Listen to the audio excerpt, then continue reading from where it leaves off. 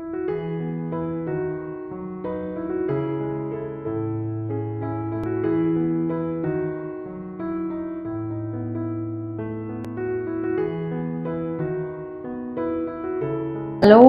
Hi, hello all.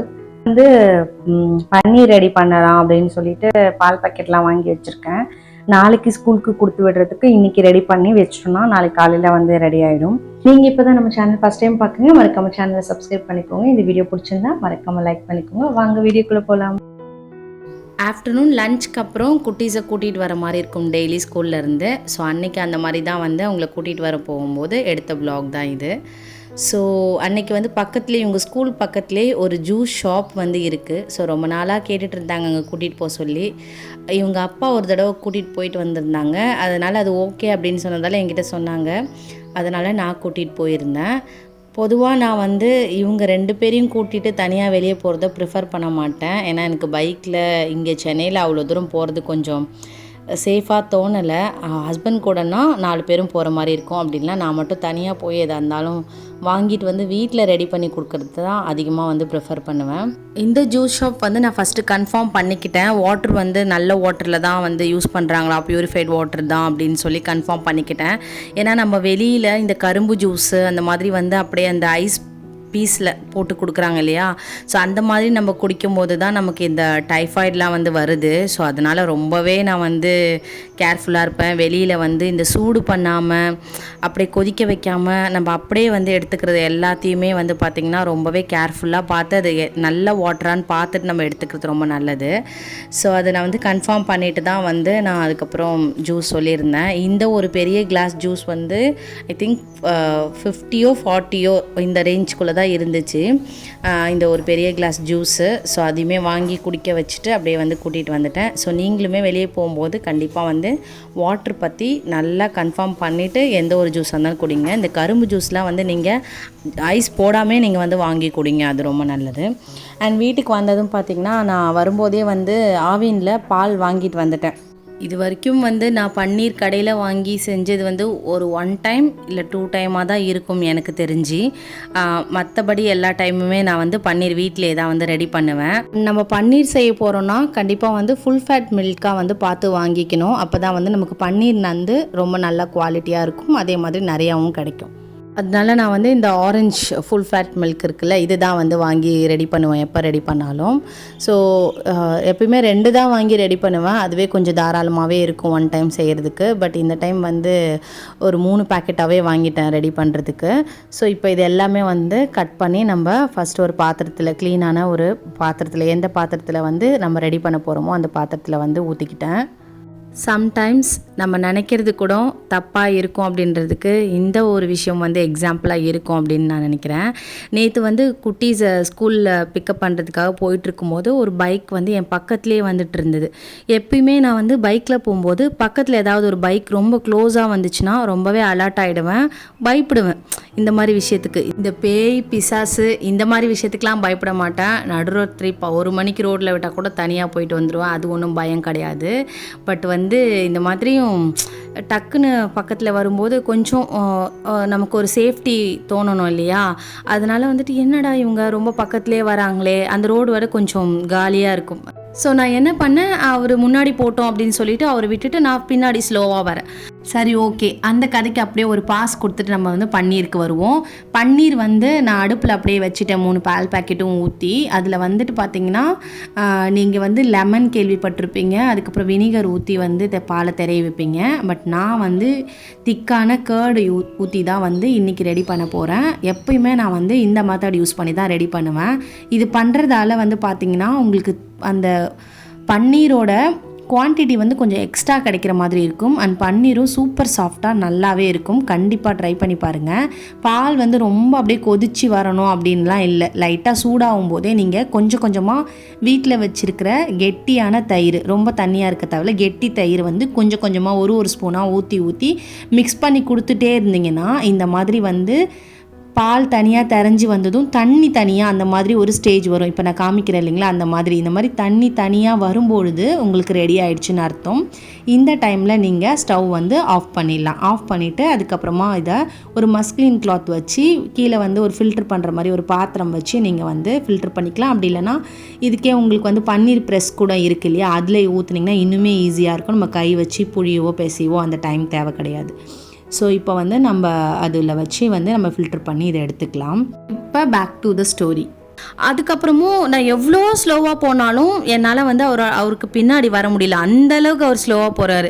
அப்போவே நான் வந்து இல்லை கன்ஃபார்ம் தான் போல இருக்குது, இவர் ஏதோ நம்ம பக்கத்துலேயே வர்றதுக்காக இப்படி பண்ணுறாரு போல இருக்குது அப்படின்னு சொல்லிட்டு நான் வந்து நினச்சிக்கிட்டேன். நம்ம வந்து எல்லார் மேலேயும் ஒரு அளவுக்கு சந்தேகப்படணும், ஏன்னா டவுட் நமக்கு இருக்கணும். ஏன்னா நம்மளோட சேஃப்டி நமக்கு முக்கியம், அப்படி இல்லையா? நம்ம எதை பற்றி யோசிக்காமல் அப்படியெல்லாம் ரோட்டில் போகக்கூடாது. ஸோ நம்ம கொஞ்சம் ப்ரிகாஷனாக இருக்கிறதுக்காக நம்ம இப்படி யோசிக்கிறதுல தப்பே கிடையாது. ஆனால் வந்து நான் மோஸ்ட்லி நினைக்கிறது வந்து 95% இது வரைக்கும் கரெக்டாக தான் இருந்திருக்கும். நான் அந்த மாதிரி நான் பார்ப்பேன் ப்ரிகாஷனாக பார்க்கும்போது. ஆனால் வந்துட்டு பார்க்கும்போது நம்மளே ஒரு தப்பு பண்ணிட்டோமேன்ற மாதிரி தான் நேற்று ஃபீல் ஆச்சு. என்னென்னா இதுக்கு முன்னாடி வந்து பார்த்திங்கன்னா கொஞ்சம் தூரம் ஸ்கூல் கிட்ட போகும்போது வரைக்கும் அவங்க அப்படியே தான் வந்துட்டு இருந்தாங்க. அப்புறமா தான் தெரியுது அவங்களோட திங்ஸ் எல்லாம் வச்சு ஒரு வண்டியில் வந்து எடுத்துகிட்டு போகிறாங்க. ஸோ அதை ஃபாலோ பண்ணி இவர் வந்து பின்னாடி போயிட்டுருக்காரு அப்படின்றது கொஞ்சம் தூரம் போனதுக்கப்புறம் தான் தெரிஞ்சிச்சு. அடடா நம்ம தப்பாக நினச்சிட்டோமே அப்படின்ற மாதிரி ஒரு மாதிரி அன்றைக்கி வந்து ஃபீல் ஆச்சு.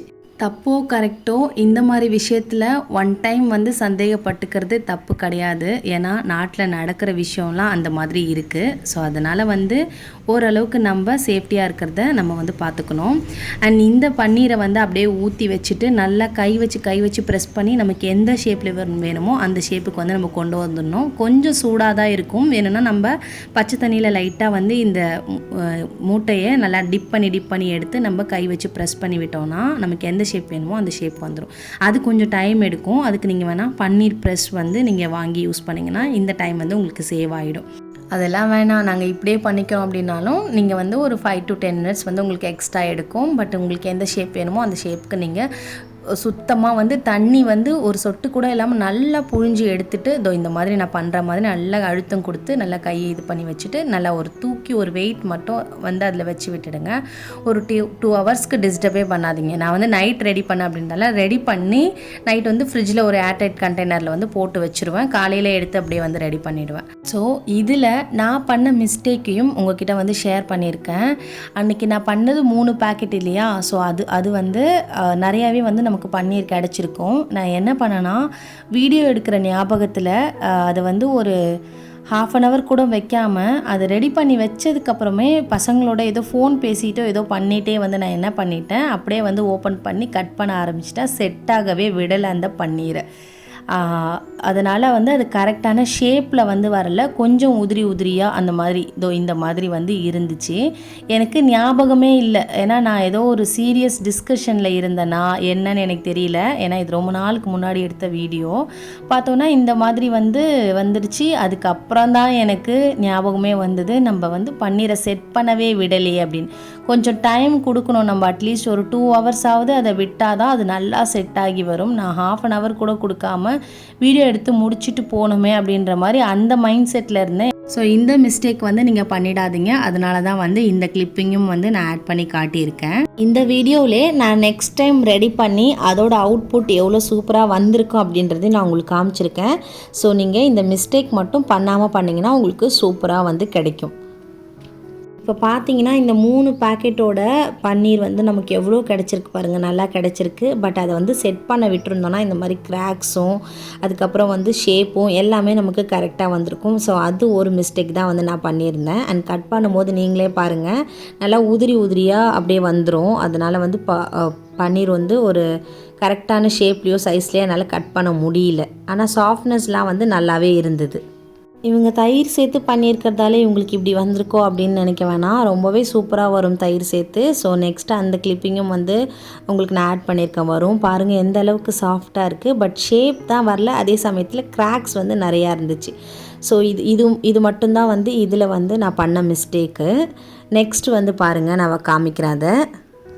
இது கண்டிப்பாக ஒரு 300 கிராமாவது பன்னீராவது இருக்கும். இந்த 3 பாக்கெட் பாலுக்கு வந்து ரெடி பண்ணது. பாருங்கள் எவ்வளோ பன்னீர் வந்து இருக்குன்னு. அது ஷேப்பும் கிராக்கும் மட்டும்தான் ஒரு மிஸ்டேக்கு.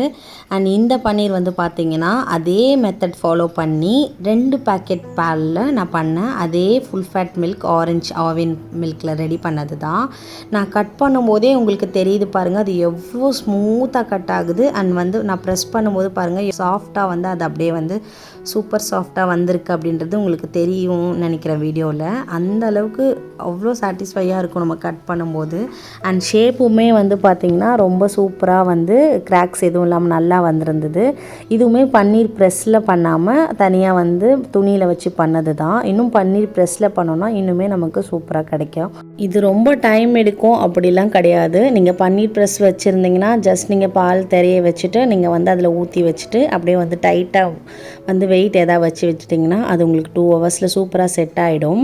அண்ட் பன்னீர் வந்து பார்த்திங்கன்னா நான் வந்து 2 பாக்கெட் பால் 60 ருபீஸ்க்கு வாங்கினேன். அண்ட் எனக்கு வந்து இந்த அளவுக்கு வந்து பன்னீர் கிடச்சிது. அது எவ்வளோ அப்படின்றதையும் நான் வந்து உங்களுக்கு வெயிட் மிஷினில் போட்டு காட்டியிருக்கேன் எனக்கு எவ்வளோ கிடச்சிருக்கு அப்படின்னு சொல்லிட்டு. கன்ஃபார்மாக நீங்கள் தயிர் யூஸ் பண்ணிங்கன்னா உங்களுக்கு வினிகர் அண்ட் லெமன் யூஸ் பண்ணுறதை விட அதிகமாக தான் உங்களுக்கு குவான்டிட்டி கிடைக்கும் பன்னீர். ஸோ கண்டிப்பாக நீங்கள் ட்ரை பண்ணி பாருங்கள். இது வந்து 2 பாக்கெட் மில்கில் நான் பண்ணேன்னு சொல்லியிருந்தேன் இல்லைங்களா. ஸோ இதில் வந்து பார்த்திங்கன்னா உங்களுக்கு இப்போ கட் பண்ணி பீஸ் போட்டு எவ்வளோ வந்திருக்கு அப்படின்றதையும் நான் காமிக்கிறேன். முன்னாடி நான் ரெடி பண்ணும்போது செஞ்ச மிஸ்டேக்கை நான் கட் பண்ணும்போது உங்களுக்கே தெரிஞ்சிருக்கும். அது வந்து ஒரு சூப்பராக வரலை கட் பண்ணும்போது. அதே நேரத்தில் நல்லா உதிரி ஆகிடுச்சு. ஸோ இது பார்த்திங்கன்னா அப்படியே நம்ம எந்த ஷேப்பில் கட் பண்ணுறோமோ அதே ஷேப்பில் அழகாக வரும். அதே மாதிரி நல்லா சாஃப்ட்டும் ஒரு பீஸும் நல்லா சாஃப்டாக சூப்பராக வந்து நமக்கு கிடச்சிருக்கு பாருங்கள். ஸோ கண்டிப்பாக நீங்கள் ஒரே ஒரு தடவை தயிர் வச்சு வந்து ட்ரை பண்ணி பாருங்கள். உங்களுக்கு செட் ஆச்சுன்னா மறக்காமல் கமெண்ட்ஸில் நீங்கள் வந்து சொல்லுங்கள். அண்ட் நான் ஒரு ஸ்டோரி சொன்னேன் இல்லைங்களா, நேற்று எனக்கு நடந்த எக்ஸ்பீரியன்ஸ். இந்த மாதிரி எனக்கு லைஃப்பில் நிறைய விதமான ஒரு டைமும் ஒரு மனிதர்கள் அந்த மாதிரி நிறைய எக்ஸ்பீரியன்ஸ் ஆப்வியஸ்லி எல்லாருமே வந்து ஃபேஸ் பண்ணியிருப்போம். ஸோ அந்த மாதிரி நிறையவே வந்து ஷேர் பண்ணுறதுக்கு இருக்குது. ஒரு ஸ்டோரி மாதிரி சொல்லாமல் நமக்கு நடந்த எக்ஸ்பீரியன்ஸே ஒன்று சொன்னாலே நமக்கு ரொம்ப வந்து இன்ட்ரெஸ்டிங்காக இருக்கும் அப்படின்னு நினைக்கிறேன். பேசும்போது எனக்கும் சரி, கேட்கும்போது உங்களுக்கும் சரி. ஸோ இந்த மாதிரி ரெசிபிஸ் போடும்போது நடுவில் என்னோட லைஃப் டைமில் நான் பார்த்த ஒரு சில விஷயங்களை உங்களோட ஷேர் பண்ணிக்கலாமா அப்படின்றத நீங்கள் வந்து எனக்கு கமெண்ட் செக்ஷனில் சொல்லுங்கள். அப்படி எஸ்ஸுனா உங்களுக்கு இன்ட்ரெஸ்டிங்காக இருந்ததுன்னா ஓகே அப்படின்னு சொல்லி நீங்கள் எனக்கு கமெண்ட் பண்ணுங்கள், நான் புரிஞ்சுக்கிறேன். இல்லை உங்களுக்கு அந்த மாதிரி எதுவும் வேண்டாம், அந்த ரெசிபி பற்றின டீட்டெயிலாக வந்து நீங்கள் அதை பற்றியே பேசுங்க அப்படின்னாலும் நீங்கள் ரெசிபி அப்படின்னு சொல்லி எனக்கு கமெண்ட் பண்ணுங்கள். அண்ட் பார்க்கலாம் என்ன கமெண்ட்ஸ் வந்து ரிசீவ் ஆகுது அப்படின்ட்டு. ஸோ இப்போ வந்து உங்களுக்கு எவ்வளோ வெயிட் வந்து கிடச்சிருக்கு அப்படின்றத வந்து இப்போ நான் உங்களுக்கு காமிக்கிறேன். இப்போ பார்த்தீங்கன்னா ஃபஸ்ட்டு 0 பண்ணிட்டேன் நான். எவ்வளோ வந்து பீசஸ் வந்து வந்திருக்கு, எவ்வளோ கிராம் வந்திருக்கு அப்படின்னு சொல்லிட்டு நான் காமிக்கிறேன் உங்களுக்கு. வெயிட் பண்ணுங்கள், அப்படியே உங்களுக்கு அப்படியே லைவாக வந்து நான் போட்டு காமிச்சிருக்கேன். நம்ம ரெடி பண்ண பன்னீர் வந்து பார்த்திங்கன்னா 2 பாக்கெட் மில்கில் நமக்கு 158 கிராம் ஆஃப் பன்னீர், ஹோம்மேட் பன்னீர் வந்து நமக்கு கிடச்சிருக்கு. ஸோ இது கண்டிப்பாக வந்து ஒரு நல்ல இது தான். அண்ட் சொல்ல மறந்துட்டேன், அந்த 2 பாக்கெட் பாலில் வந்து நான் கொஞ்சம் பால் வந்து லைட்டாக வந்து எடுத்து வச்சுக்கிட்டேன் எனக்கு வந்து காஃபிக்கு. ஸோ அது போக தான் எனக்கு 158 வந்து கிடச்சிருக்கு. அட என்னம்மா நீ இதை முன்னாடியே சொல்லலையே அப்படி தானே நினைக்கிறீங்க? எனக்கே ஞாபகம் இல்லை, கொஞ்சமாக எடுத்து வச்சேன் சரி காஃபிக்கு அப்படின்னு சொல்லிட்டு இப்போ தான் ஞாபகம் வருது. ஸோ அது எடுத்தது போக எனக்கு வந்து 158 வந்து கிராம் பன்னீர் வந்து கிடச்சிருக்கு. ஹோப் உங்களுக்கு இந்த வீடியோ யூஸ்ஃபுல்லாக இருந்திருக்கும்னு நினைக்கிறேன். பிடிச்சிருந்துச்சுன்னா மறக்காமல் வீடியோவுக்கு ஒரு லைக் கொடுத்துட்டு போங்க. அண்ட் மறக்காமல் உங்களோட ஒப்பீனியனை நம்ம கமெண்ட் செக்ஷனில் ஷேர் பண்ணிவிட்டு போங்க. நீங்கள் இது வரைக்கும் நம்ம சேனலை சப்ஸ்கிரைப் பண்ணலாம், சப்ஸ்கிரைப் பண்ணிக்கோங்க. வேறு ஒரு vlogல பார்க்கலாம். Until then, bye.